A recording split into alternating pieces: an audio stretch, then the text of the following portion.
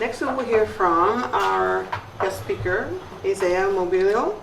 He traveled all the way from South Africa, Cape Town, South Africa. He's from the Civil Society of Congolese. He'll be talking about the Shingalobe mining and uranium impacts, and the impacts on his community, and how that impacted us all worldwide as they used uranium from there for the first atomic bomb. Welcome, Isaiha. Thank you very much, Anne. Greeting everybody. This is just a privilege.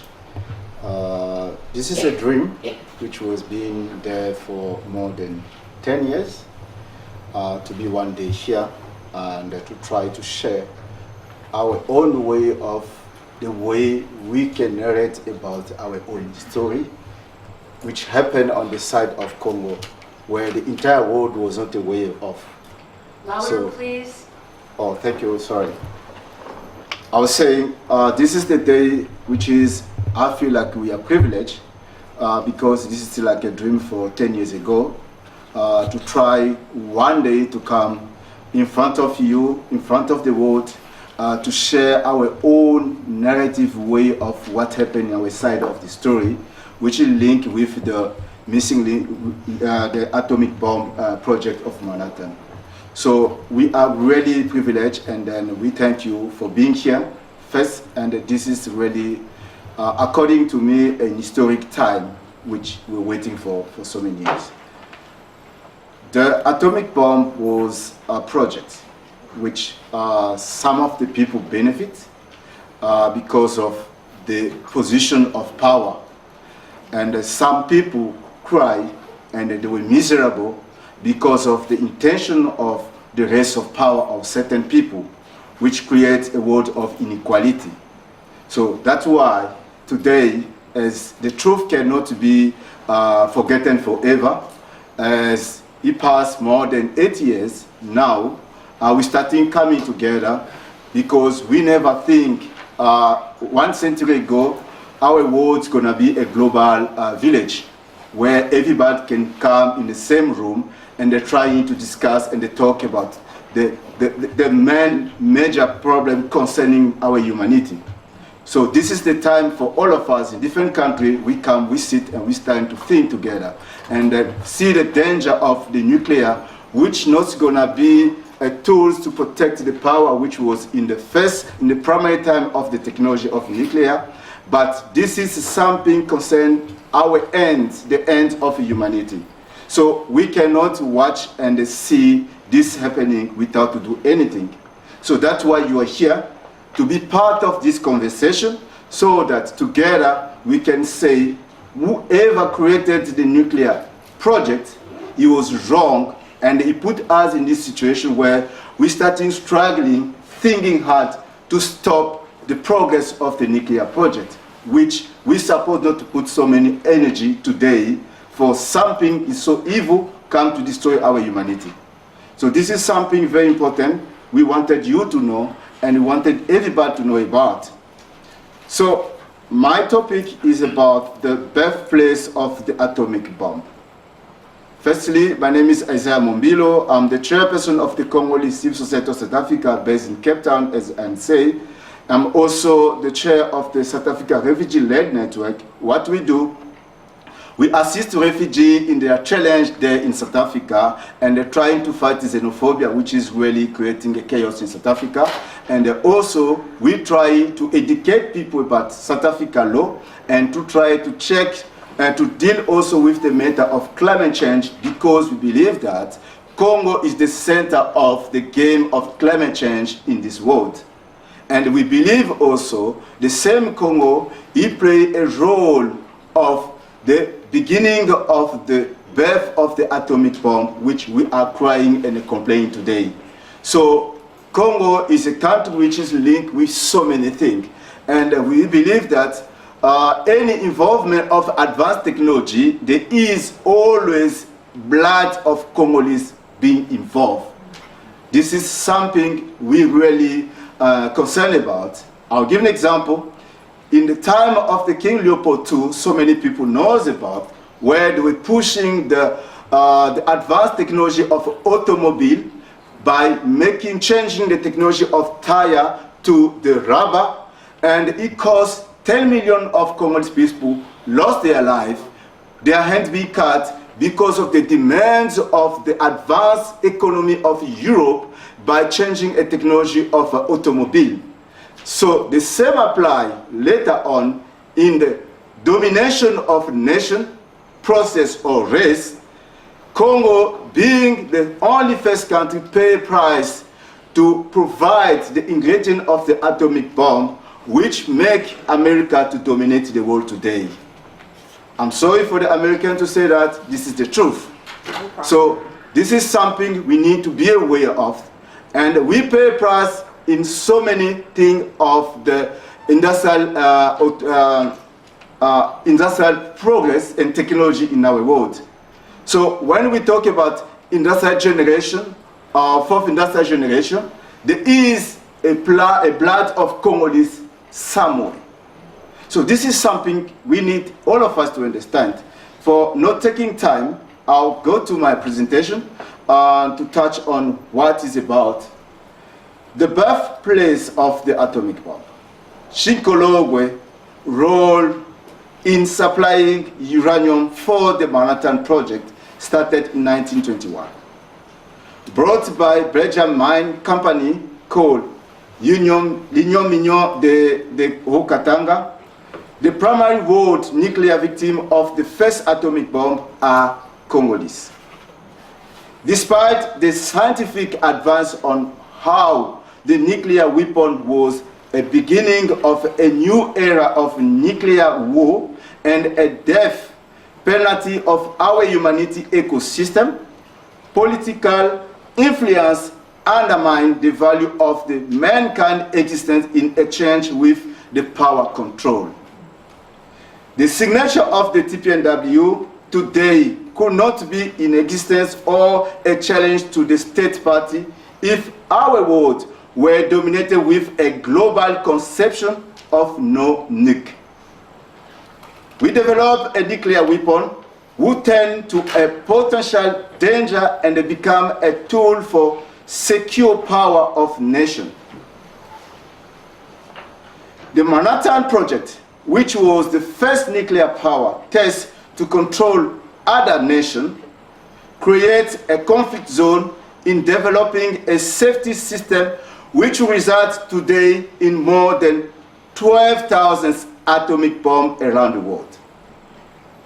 The birth of the atomic bomb was like a sacred place where the demand of the Congolese blood was necessary to provide the ingredient needed for the bomb, which was the uranium U-235 of the Congolese. The birthplace of the atomic bomb insisted on a requirement of no protective clothes against radioactivity is allowed for the promotion of the Manhattan Project secrecy, meaning it was like they make invisible policies for whoever is going to provide the uranium needed for the Manhattan Project must respect and obey the sacred policy, which is no protective clothes allowed here. That is sacrificing life of people really. So they were running that mine for obliging Congolese people to don't have any protective clothes because of they wanted the secrecy of the project to be really protected so that the Russian and the Germany cannot get information about where is the Congolese mine. Those colonial nuclear obligations took life of so many Congolese. Some died with cancer, visible malformation of children, deformation, and others disease caused by radioactivity. And when people notice about workers who starting to be sick, another rhetoric being provided on saying that the mineral exploitation is cobalt, which is not dangerous, but if people are sick, it because of the spiritual presence according to the African culture. That's what they were lying to people. To say, look, it's just cobalt, when they notice people are sick. After Second World War, efforts were made to give the message that the uranium comes from Canada as a way of deflecting attention away from Congo. That is written by Susan Williams, the book called The Spy in the Congo, where she talks about the race of the uranium of Congo. You can read that book, it has more information, The Spy in the Congo. This untold story made me to create, in 2015, the project called The Missing Link of Hiroshima and Nagasaki, where we spoke about so many titles.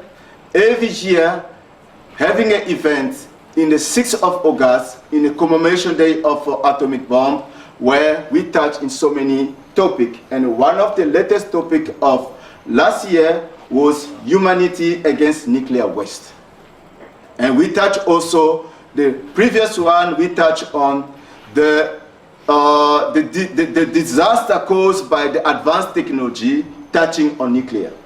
So we were talking on your behalf in South Africa to combat this demon who come to destroy our humanity, which is nuclear. In the missing link, in the mission to complete the missing dot and to change the narrative of the bombing of Hiroshima and Nagasaki. That was the reason why we created this event, so that the narrative came to be our narrative, not other people's narrative, and also to change the narrative which you guys know for so many years, where there is no, in the story of the atomic bomb, there is no side of Congo. So we come to complete the history so that the history can be complete. We commemorate annually on the 6th of August, as I say, every year by hosting an important event in Cape Town, as I said earlier. And the intention is also about to create a triangle, meaning the country which supplies the uranium, the country which provides the technology of the atomic bomb, which is US, and the country who are victim, which is Japan, to bring them together. And also, I realized that the Korean people also was part of this, when I was not aware of that since I'm here in New York. So it means it's gonna be a 4 countries involved in this project. Manhattan projects destroy our humanity and make us to see ourselves like we become altogether enemy of the system of our government, and we don't realize, I'm so sorry to say that this is the truth, we don't realize whoever protects the technology of the nuclear in our time, they are against the progress of humanity. They are the circle of the people plan to end the world, not according to the will of the word of God, which say the end of the world will come, but mankind organize the end of the world in their way by making this advanced technology of nuclear to be around us, also to destroy our system. So in that time, when they were talking, they were making people to work in Shinkologwe, because of people were sick and they too much complain and they try to kill whoever want to talk about against this, they decide to duplicate the village called Shinkologwe. They move people and then they chase people out of that area, and they make sure no one can return in that village anymore. So most of the people were working in that area, they didn't realize the uranium of Congo contains 65% of radioactivity, far bigger than the Canadian one, when they say it was for Canada, where it was not. The Canadian one, it is 0.03%. The Congo is 65%. and also the west of the Shikologwe nuclear and uranium, it contains 20%, which is still a danger, and sitting here in US without solution, because you guys, you are sitting with a huge quantity of uranium waste coming from Congo in Shikologwe, which contain 20% of radioactivity, where there's no solution of that. And the technology doesn't have a solution, and our scientists also doesn't have a solution.